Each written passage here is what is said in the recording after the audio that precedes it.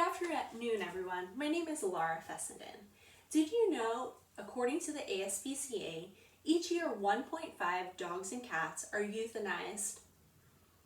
This number can be decreased by adopting animals from shelters and humane societies. I have seen firsthand with my experience volunteering at the San Gabriel Humane Society how heartbreaking it is to see dogs and cats in cages week after week waiting for their forever homes. During this speech, I will discuss the importance of saving these animals from shelters rather than buying from puppy mills or breeders. The ASPCA states 6.5 million dogs and cats are in shelters every year, and roughly only half are adopted. With so many animals finding their way to the shelters experience overcrowding and often need to euthanize in order to make room for more animals. Now that you know how many dogs and cats are living in shelters and what could happen if they are not adopted, let's discuss ways you could help these shelter animals. In an article entitled 10 Ways to Help Your Local Shelter or Rescue, the Humane Society begins by suggesting adopting a pet. If you can't adopt, you could also volunteer at the Humane Society. Walking dogs and petting kittens is essential to help the dogs and cats. You could also donate to the shelter. Shelters often have wish lists that include items that they need to help care for these animals. Even gently used blankets or towels are helpful to the animals. And according to an article by Adriana Pittman, fostering a dog or cat is also helpful to adoption. This prepares the animal for adoption. It gives them a chance to experience life inside of a home. It could also help them overcome their fears and past traumas.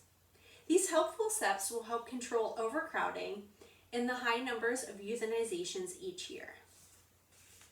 So now that we have established reasons why and ways to help the shelter animals, let's discuss the benefits and consequences of not helping these animals in shelters.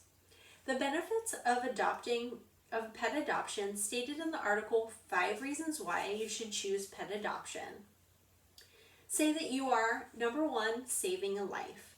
You are fighting puppy mills, you are making room for other animals, and you have the potential to save money. The money savings is due to the additional services the shelters offer to the animals in their shelters. They include low-cost spay and neutering, vaccinations, and microchipping. Now let's examine the consequences of supporting puppy mills and breeders. In an article by Elizabeth Orrick, she defines puppy mills as high-volume breeding operations for profit and production rather than the welfare and safety of animals. The Puppy Mills Project states required standards that operate the puppy mills as set by the United States Department of Agriculture are that the cages are only 6 inches larger than the dogs, not including their tails. That the dogs do not need to be let out of their cages, and female dogs are often destroyed if they cannot produce. After addressing these poor conditions and treatment of animals in breeding facilities, I urge you to adopt a pet from a local shelter or humane society. If we stop buying and supporting these puppy mills, they will no longer have reasons to continue the poor treatment of animals. A few local shelters in our area are the San Gabriel and Pasadena Humane Society, Pet Rescue Solutions in Almonte, and the Los Angeles County Animal Shelter. In closing, we all have the ability to do our part to help these animals and decrease the numbers of euthanizations each year. Shelter dogs and cats deserve a second chance and a home that supports and keeps them safe.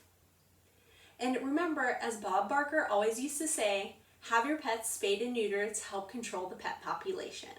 Thank you so much.